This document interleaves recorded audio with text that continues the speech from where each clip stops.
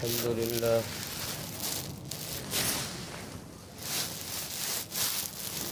لله نحمده ونستعينه ونستغفره ونؤمن به ونتوكل عليه ونعوذ بالله من شرور أنفسنا ومن سيئات أعمالنا من يهده الله فلا مضل له ومن يضلله فلا هادي له ونشهد أن لا إله إلا الله وحده لا شريك له ونشهد أن سيدنا ومولانا محمدا عبده ورسوله أما بعد فأعوذ بالله من الشيطان الرجيم بسم الله الرحمن الرحيم المال والبنون زينة الحياة الدنيا والباقيات الصالحات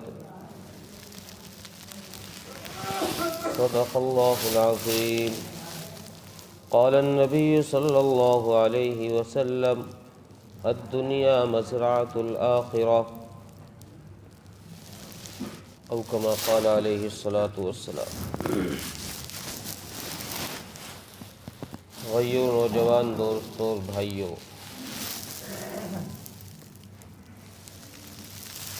اس دنیا میں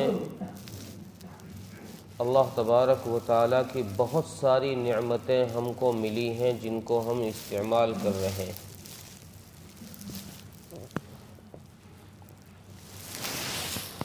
اللہ کی سب سے بڑی نعمت جو ہمیں دنیا میں دی گئی ہے وہ ایمان کی دولت ہے۔ اس سے بڑی دولت انسان کو کوئی نہیں ملی، اور اس ایمان کو دینے کے لیے اللہ تبارک و تعالیٰ نے انبیاء علیہ السلام کا ایک راستہ چنا کہ اللہ پہلے نبی کو بھیجتا ہے، اس نبی کے ذریعے سے امت کو ہدایت دی جاتی، امت کو ایمان دیا جاتا ہے۔ تو گویا یوں کہیے کہ نبی کا ایمان اصل ہے، امت کا ایمان نسل ہے۔ نبی اصل الایمان والا ہے اور امتی وہ نسل الایمان والے۔ گویا کہ رسول اللہ صلی اللہ علیہ وسلم امت کے روحانی باپ ہوئے اور ہم ان کی روحانی اولاد ہوئے۔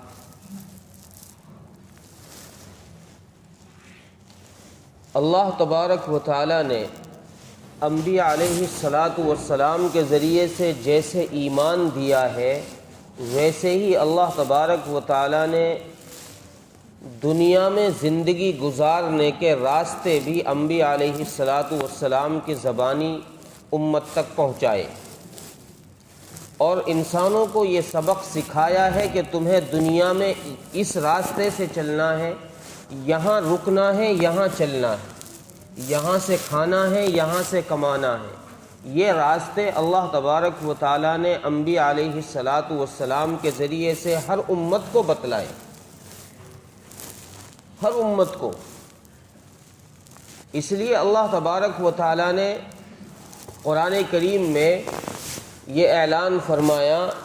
المال والبنون زینۃ الحیات الدنیا والباقیات الصالحات، کہ یہ جو دنیا کی رنگینیاں تمہیں دکھائی دے رہی ہیں، یہ دنیا کے جو محلات تمہیں دکھائی دے رہے ہیں کہ فلاں کروڑ پتی ہے، فلاں ارب پتی ہے، اور فلاں کے پاس اتنی گاڑیاں، فلاں کے پاس اتنی بلڈنگیں، فلاں کوٹھی والا، فلاں جھونپڑی والا، یہ جو تمہیں دکھائی دے رہی ہے کہ فلاں کا بیٹا تو یہ لگ گیا، فلاں کا بیٹا اس عہدے پر ہے، فلاں کے بیٹے پر وہ ہے، جو ہمیں یہ دکھائی دے رہے ہیں، اللہ تبارک و تعالیٰ نے ارشاد فرمایا کہ یہ سارا دنیا کا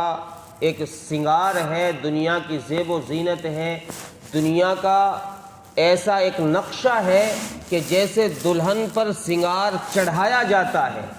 شادی سے پہلے عورتیں میک اپ کرواتی ہیں دکانوں پر جا کر، اس میک اپ کو جب پانی کی دھار لگتی ہے تو وہ سارا پرانا منہ جو ہے وہ دکھائی دینے لگ جاتا ہے، سارا دھل کے نالی میں چلا جاتا ہے۔ اللہ تبارک و تعالیٰ نے گویا اس طرف اشارہ کیا ہے کہ یہ دنیا کی جتنی رنگینیاں تمہیں دکھائی دے رہی ہیں، یہ اس میک اپ کی طرح ہے، اس عورت کے میک اپ کی طرح ہے کہ جس کا پانی کا دھار لگنے سے جس کو نالی میں بہہ جانا ہے، ایسے ہی موت پر جب تمہارے اوپر اسرائیل کا پنجہ پڑے گا تو پھر یہ ساری رنگینیاں تمہاری خاک میں مل جانی۔ باقی کیا رہے گا؟ والباقیات الصالحات، قرآن کہتا ہے کہ باقی رہے گا تو نیک اعمال رہے گا، باقی رہے گا تو وہ راستہ رہے گا جس راستے کو نبی نے بتایا ہے۔ اگر تمہاری زندگی اس راستے کے مطابق ہے، تم نے اپنے نبی کے روحانی اولاد ہونے کا فرض نبھایا ہے، نبی نے تو تمہارے روحانی باپ ہونے کا فرض نبھا دیا کہ تمہیں ایمان کی دولت سے مالا مال کر دیا، تمہیں ہدایت دے دی اور تمہیں سیدھا راستہ بتا دیا۔ اب اگر تم نافرمان بنو،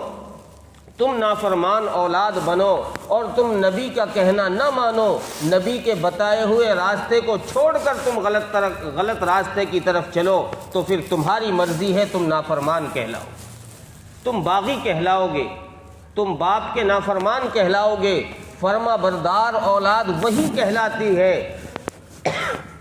جو باپ کے کہنے کے مطابق زندگی گزارتی ہے، جو باپ کے کہنے کے مطابق عمل کرتی ہے۔ باپ کہے بیٹا یہاں سے رکنا ہے، بیٹا اگر رک گیا تو باپ کا فرما بردار ہے، بیٹا اگر چلا گیا رکا نہیں تو باپ کا نافرمان کہلائے گا۔ میرے نبی نے فرمایا کہ دنیا کی زندگی ایسے گزارو، دنیا کی زندگی ایسے گزارو جیسے ایک مسافر گزارتا ہے، جیسے مسافر سفر کرتا ہوا کہیں راستے میں رک گیا۔ ہمیں کہیں لمبے سفر پر جانا ہے، دہلی سے ممبئی تک کا سفر کرنا ہے، اب بیچ میں ایک دو جگہ قیام کرتے ہیں، کبھی چائے پینے کے لیے رک گئے، کبھی پانی پینے کے لیے رک گئے، کبھی تھوڑا ویسے آرام کرنے کے لیے رک گئے۔ تو جتنی دیر ہم وہاں رک رہے ہیں، اللہ کے نبی نے فرمایا کہ تمہیں دنیا میں بس اتنا ہی رکنا ہے۔ آخرت کی زندگی کے مقابلے میں دنیا کی زندگی کا ٹھہراؤ، دنیا کی زندگی کا قیام بس اتنا سا ہے۔ او عابری سبیل، گویا کہ مسافر کی طرح۔ اور ایک حدیث میں فرمایا کہ ایسے دنیا کی زندگی ایسے گزار دو، دنیا میں اپنے آپ کو اتنا کم ٹھہراؤ سمجھو اپنے آپ کا کہ جیسے کوئی مسافر سفر کرتا ہوا چل رہا ہو، اور دوپہر میں جب شدید گرمی ہو جائے اسے کوئی سایہ دار درخت دکھ جائے، اس سایہ دار درخت کی سائے میں، اس کی چھایا میں وہ تھوڑی دیر آرام کرنے کے لیے بیٹھ جائے۔ تم بھی دنیا کی زندگی میں ایسا ہی سمجھو کہ تم بہت مختصر وقت کے لیے یہاں تمہیں بھیجا گیا ہے، اس کے بعد یہاں سے کوچ کرنا ہے۔ اس مال و دولت پر نہ اتراؤ، ان بنگلے کوٹھیوں پر نہ اتراؤ، ان عہدوں پر نہ اتراؤ کہ میرا بیٹا تو جج لگ گیا، میرا بیٹا انجینئر بن گیا، میرا بیٹا پائلٹ بن گیا۔ ان عہدوں پر اتراؤ نہیں، یہ سب دنیا کی رنگینیاں ہیں جن کو ایک دن موت نے ختم کرنا ہے، جن کو ایک دن موت کا جھٹکا پڑنا ہے۔ جب بجلی کا کرنٹ لگتا ہے انسان کے پورے شریر میں، پورے بدن میں پتہ چل جاتا ہے کہ بجلی کیا چیز ہے، کرنٹ کیا چیز ہے۔ اللہ فرمائے جب موت کا جھٹکا ہم دیں گے تو پھر تمہیں احساس ہو جائے گا کہ یہ دنیا کی چیزیں جن پر تم اترایا کرتے تھے ان کی حقیقت کیا ہے، ان کی حقیقت کھل کر سامنے آ جائے۔ اس لیے اللہ تبارک و تعالیٰ نے قرآن کریم میں دنیا کی زندگی میں نبی کے راستہ چھوڑ کر خواہشات پر عمل کرنے والے انسان کو، بینا انسان کو بھی اللہ تبارک و تعالیٰ نے نابینا کہا ہے۔ وَمَنْ كَانَ فِي هَذِهِ أَعْمَى فَهُوَ فِي الْآخِرَةِ أَعْمَى، جو دنیا کی زندگی میں نبی کے بتائے ہوئے طریقوں کو چھوڑ کر کے زندگی گزار کر گیا ہے، یہ آدمی جیسے دنیا میں جان بوجھ کے اندھا بنا، اللہ تبارک و تعالیٰ میدان حشر میں اس کی آنکھیں چھین کر اس کو سچ مچ کا اندھا بنا دے۔ آخرت میں بھی اسے ایسے ہی اندھا کر دیا جائے گا جیسے یہاں اندھاپن اس نے دکھایا ہے۔ ہوائے نفس کے لیے یہ نبی کے دین کو چھوڑتا رہا، نبی کے راستوں پر ٹھوکریں مارتا رہا، کوئی بات نہیں، بس میری شان بننی چاہیے، میرے بچے کی شادی اچھی ہونی چاہیے دھوم دھام سے، نبی کا طریقہ ٹوٹے تو ٹوٹ جائے، رب کا حکم چھوٹے چھوٹ جائے، مجھے یہ رسمیں ادا کرنی ہے، مجھے اپنے کاروبار میں جھوٹ بولنا ہے، مجھے دکانداری میں دھوکہ دینا ہے، مجھے مال میں ملاوٹ کر کے چلانا ہے، مجھے اپنا نفع دیکھنا ہے۔ نبی کا طریقہ چھوٹتا ہے چھوٹ جائے، رب کا حکم ٹوٹتا ہے ٹوٹ جائے۔ جب یہ انسان اس ہوائے نفس پر آ جاتا ہے، اللہ تبارک و تعالیٰ فرماتے ہیں کہ اب یہ اندھا ہو گیا، اب اس کی جو عقل کی آنکھیں تھی ان سے اس نے دیکھنا بند کر دیا ہے، اس نے آنکھیں اپنی بند کر دی ہیں۔ جب اس کی آنکھیں اس نے اپنی دنیا میں بند کی ہیں تو اب ہمارا ضابطہ یہ ہے کہ جو جان بوجھ کر اندھا بنتا ہے ہم آخرت میں اس کو سچ مچ میں اندھا بنا دیں۔ جب ہماری نعمتوں کی ناشکری کی ہے، لئن شکرتم لازیدنکم ولئن کفرتم،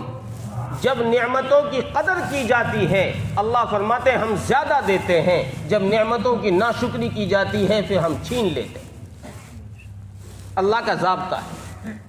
اللہ کا دستور ہے، اللہ نے اس دستور کو پہلے سے چلایا ہے۔ کتنی قومیں دنیا میں آئی ہیں، بڑی بڑی بہادر قومیں دنیا میں آئی ہیں، طاقتور قومیں آئی ہیں، اس دنیا میں باقی وہی رہا ہے جس نے رب کے حکم کے مطابق اپنے آپ کو چلایا ہے، ورنہ اللہ تبارک و تعالیٰ نے قوم عاد اور قوم سمود جیسی طاقتور قوموں کی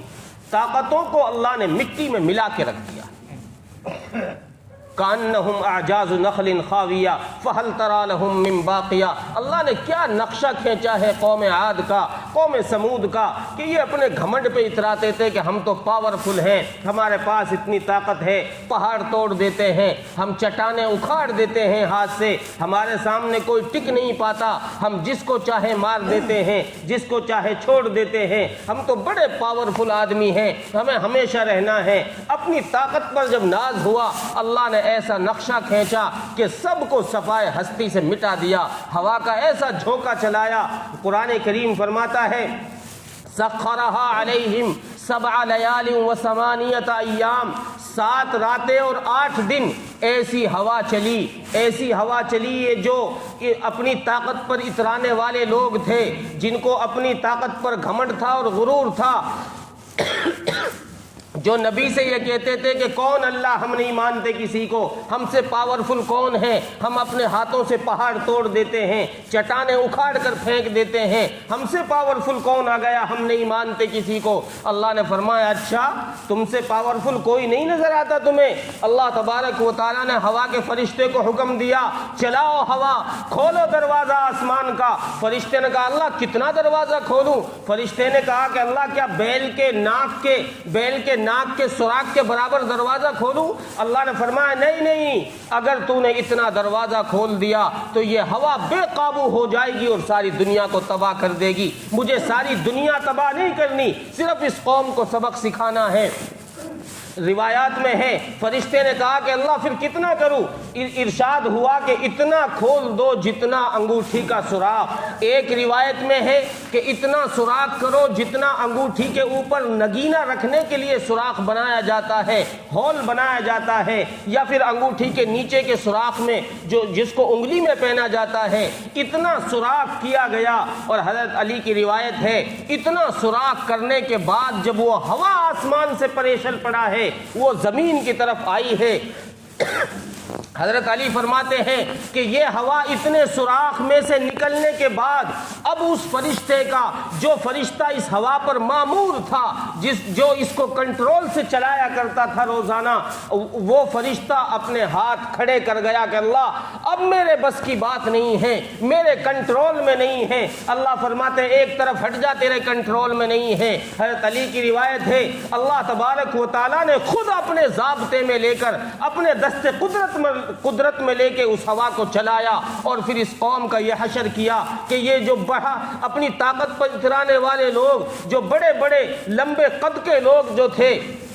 جن کو قرآن کریم نے کھجور کے تنوں سے مشابہت دی ہے، یہ اپنے آپ پہ اترانے والے لوگ، ہوا نے ان کو ایسے بھور بنا کر، ایسے گول گھما کر ان کو اوپر اٹھایا، آسمانوں پر لے کر گئے، پھر آسمانوں سے نیچے پٹک کر مارا، زمین پر دے کر مارا، پہاڑوں میں مارا۔ روایات میں مفسرین نے لکھا ہے کہ ان کے سر کی بھیجیاں جب زمین سے ٹکرائی، ان کا سر جب پہاڑ کے پتھروں سے ٹکرایا، ان کے سروں سے بھیجیاں اکھڑ کر میلوں دور جا کے پڑی۔ اور پھر قرآن نے کہا کأنہم اعجاز نخل خاویہ، دیکھتے نہیں ہو جو اپنی طاقت پر اتراتے تھے، جو ہمارے نبی کے بتائے ہوئے طریقے کو چھوڑ کر اپنی طاقت پر گھمنڈ کرنے والے لوگ تھے، اب دیکھو ایسے پڑے ہیں جیسے جڑ سے کھجور کا درخت کاٹ دیا اور وہ میدان میں پڑا۔ کیونکہ لمبے لمبے لوگ تھے نا، قد بہت لمبے تھے ان کے۔ روایات میں ہے، تفسیر ابن کثیر نے لکھا ہے کہ ان کا بچہ 1400 سال میں بالغ ہوتا تھا، اتنی عمر کے لوگ تھے۔ اندازہ لگائیے جن کا بچہ 1400 سال میں جا کے بالغ ہو رہا ہو، ان کی عمریں کتنے ہزار سال کی ہوں۔ اور پھر جب اللہ کا عذاب پڑا، پھر زمین پہ ایسے پڑے تھے جیسے کھجور کے درخت پڑے، کاٹ دیے ہوں اور زمین پر پڑے۔ اللہ کے حکم سے جب کوئی ٹکرائے گا پھر اللہ باقی نہیں چھوڑتے۔ اس لیے اللہ کے نبی صلی اللہ علیہ وسلم نے ارشاد فرمایا کہ اس دنیا کو کھیتی سمجھو، یہ دنیا عمل کی جگہ ہے، جیسا بیج ڈالو گے ویسی فصل کاٹو گے۔ اگر بیج تم نے آریے کا ڈالا ہے تو پھر کڑوا ہی آریہ ہوگا، میٹھا ٹماٹر نہیں نکلے گا اس میں سے۔ اگر بیج اچھا ڈالو گے ٹماٹر کا تو پھر اس میں سے میٹھا ٹماٹر ہی نکلے گا۔ جیسا بیج ڈالو گے زمین میں ویسا فصل اگائے گی۔ تم یہاں اعمال اچھے کر کے جاؤ گے۔ حدیث میں آتا ہے اذا مات الانسان انقطع عملہ، جب انسان مر جاتا ہے تو اس کے اعمال کو منقطع کر دیا جاتا ہے۔ جو یہ فرشتے بیٹھے رہتے ہیں نا سیدھے ہاتھ پر، سیدھے کھوے پر اور الٹے کھوے پر، سیدھی طرف دائیں طرف جو ہے نیکیاں لکھنے والا فرشتہ، بائیں طرف گناہ لکھنے والا فرشتہ، انسان کے اعمال جب یہ اس وقت تک لکھتے رہتے ہیں جب تک انسان کی موت نہیں آتی۔ جب انسان کی موت آ جاتی ہے ان کی چھٹی ہو جاتی ہے کہ اب اس کا رجسٹر بند کرو۔ اذا مات الانسان انقطع عملہ، اس کے اعمال منقطع ہو جاتے ہیں، اس کی نیکیاں روک دی جاتی ہیں۔ الا ثلاثا، سوائے تین چیزوں کے، سوائے تین چیزوں کے۔ تین چیزیں انسان کے مرنے کے بعد بھی ایسی ہیں کہ جن کا اجر انسان کو مرنے کے بعد بھی ملتا رہتا۔ تین چیزوں میں سے ایک چیز یہ بھی ہے کہ اس نے او ولد صالح یدعو لہ، کہ اس نے ایسی اولاد چھوڑی ہو، ایسی اولاد چھوڑی ہو، ایسا بچہ چھوڑا ہو کہ جو اس کے لیے اس کے مرنے کے بعد یدعو لہ، اس کے لیے مغفرت کے لیے اللہ کے دربار میں ہاتھ اٹھا رہا۔ ایسا نہیں کہ جو باپ کو مرنے کے بعد میراث اپنے نام کر کر اب باپ کو پوچھتا ہی نہیں، باپ کے نام کا کبھی سال میں کوئی خیر خیرات کرتا ہی نہیں، کبھی باپ کے نام پر کبھی خرچ اللہ کے راستے میں دیتا ہی نہیں، ایسی اولاد نہیں۔ حدیث میں او ولد صالح، ایسا نیک بچہ ہو جو اپنے باپ کو ہر وقت یاد رکھتا ہو کہ یہ میرے پاس جو کچھ ہے میرے باپ کی بدولت، یہ میرے باپ کا دیا ہوا ہے، میرے باپ کی محنت ہے، اگر میرا باپ میرے لیے محنت نہ کرتا تو میرے پاس یہ چیزیں نہ ہو۔ او ولد صالح، نیک اولاد اس نے ایسی چھوڑ دی ہو جو اس کے لیے خیرات کرتی ہو، جو اس کے ایصال ثواب کے لیے اللہ کے گھر بنواتی ہو، مدارس بنواتی ہو، مساجد بنواتی ہو، غریبوں پر خرچ کرتی ہو، یتامہ پر خرچ کرتی ہو، ایسی اولاد اس نے چھوڑی۔ او علم ينتفع به، ایسا علم چھوڑا ہو، کسی کو ایسا علم سکھا گیا ہو کہ جس سے لوگ فائدہ اٹھا رہے ہیں۔ کسی کا بچہ پڑھا دیا، کسی کو الحمد سکھا دی، کسی کو نماز سکھا دی، کسی کو غسل کے فرض سکھا دیے، کسی کو وضو کے فرض سکھا دیے، کسی کو کوئی بھی حلال چیز سکھا دی، کسی بھی چیز کا علم سکھا دیا، ایسا علم جس سے لوگوں کو نفع پہنچ رہا ہو، وہ اگر انسان کر کے مر جائے، ایسا علم چھوڑ جائے کہ جس سے لوگ فائدہ اٹھا رہے ہوں، تو یہ انسان چلا جاتا ہے اور مرنے کے بعد اس کا اجر اسے ملتا رہتا۔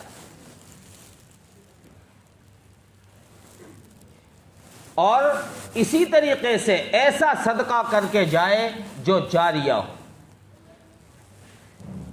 جس کا ایسا کوئی ایسا خیر کا کام کر کے چلا گیا جس سے لوگوں کو نفع پہنچ رہا ہے۔ کوئی مسجد بنا دی،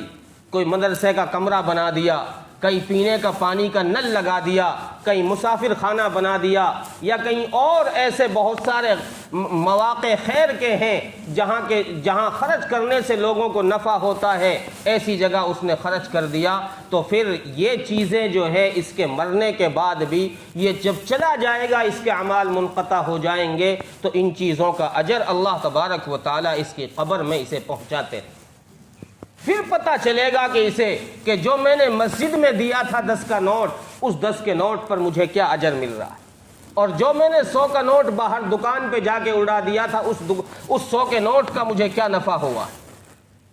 پھر پتہ چلے گا کہ میں نے جو 100 روپے مدرسے میں دیے تھے، ان 100 روپوں کا اجر، ان 100 روپوں کا خرچ کرنا میرے لیے فائدہ مند ہے، یا 500 روپے جو ہوٹل میں جا کے کھانے پہ اڑا دیے تھے ان کا فائدہ مجھے زیادہ ہوا۔ پھر احساس ہوگا۔ اس لیے عزیز و بزرگوں دوستو، اللہ نے موقع دیا ہے، ابھی ہم زندہ ہیں، ابھی ہماری سانسیں چل رہی ہیں۔ عقل مند اور ہوشیار آدمی، اللہ کے نبی نے اس کو بتلایا، جو آدمی اپنی موت سے پہلے موت کی تیاری کر لے۔ بے وقوف اور نادان ہے وہ آدمی، بے وقوف اور نادان ہے وہ آدمی جو یہ کہتا رہے کہ عمل خواہشات پر کرتا رہے اور امید یہ رکھے کہ میرا رب بڑا مہربان ہے، بخش دے گا، غفور ہے، رحیم ہے، مجھے معاف کر دے۔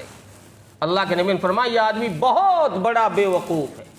یہ دھوکے میں ہے، اس کو جیسے اللہ کے رحیم ہونے کا علم ہے، شاید اس کو اللہ کے قہار اور جبار ہونے کا علم نہیں ہے۔ اللہ جیسے رحیم، رحمان، غفور ہے، ویسے ہی اللہ تبارک و تعالی قہار، جبار بھی ہے، سزا بھی دیتا ہے۔ اس لیے اپنی آخرت کی تیاری کریں، اور آخرت کی تیاری کے لیے یہ 3 چیزیں میں نے بتائی۔ آخرت کی تیاری کے لیے یہ 3 چیزیں ہیں، یا تو اولاد کی ایسی تربیت کر کے جاؤ، ایسا دیندار اسے بنا کے جاؤ کہ وہ مرنے کے بعد دعا کرتا رہے،